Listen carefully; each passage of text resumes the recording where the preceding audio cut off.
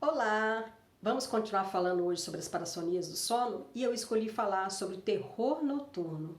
Será que você já ouviu falar? Então, talvez o nome não, mas possivelmente você já viu ou alguém já te contou a respeito de uma criança ou um pré-adolescente, normalmente, que é justamente entre os 3 e 12 anos de idade, onde a gente observa com maior frequência a manifestação do terror noturno.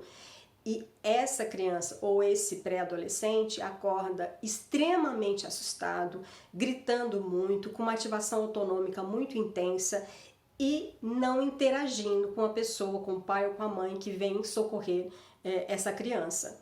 Por que ele não interage? Porque na verdade é um transtorno de despertar, onde a criança não está nem dormindo nem acordada, ela ainda está numa transição onde ela não compreende exatamente o que está acontecendo. E é diferente do pesadelo, que eu vou explicar um pouquinho mais para frente. Mas focando em relação ao transtorno do despertar.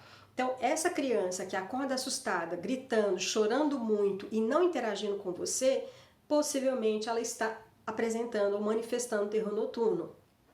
Tende a desaparecer com o avanço da idade, parece ter algumas associações, como por exemplo, apneia do sono ou dificuldade para respirar, isso pode gerar um sentimento de medo muito intenso. Alguns relatam também a bexiga cheia, então aquela vontade de ir ao banheiro, inclusive tem alguns médicos que orientam conduzir essa criança para o banheiro e aí muitas vezes isso pode funcionar e acalmar.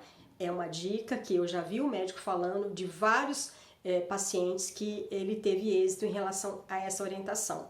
Mas de forma geral, se você tenta pegar a criança, se você tenta abraçar, isso não acalma. Então, muitas vezes você precisa esperar passar o episódio para que ela volte a dormir ou ela acorde e realmente entenda ou interaja com você. Agora, qual que é a distinção em relação ao terror noturno e o pesadelo?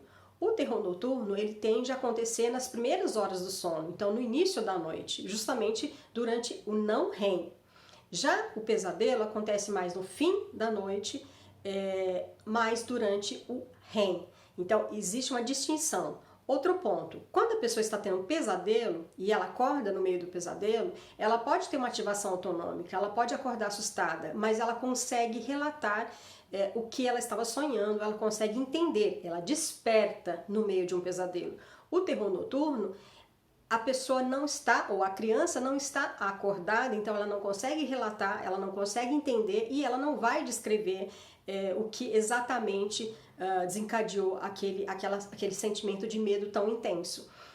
Em relação tanto ao pesadelo quanto ao terror noturno, tem sim uma associação ao estresse muito intensa, a privação de sono também, por isso é importante, quando a gente vê episódios com mais frequência, diminuir o estresse, melhorar a regularidade do sono e aumentar a duração do sono dessa criança. Isso pode ajudar a diminuir, obviamente, se isso é muito frequente, a busca por um especialista vai trazer mais recursos para que o pai ou a mãe possa lidar melhor com essa situação, ok? Essa é a dica de hoje.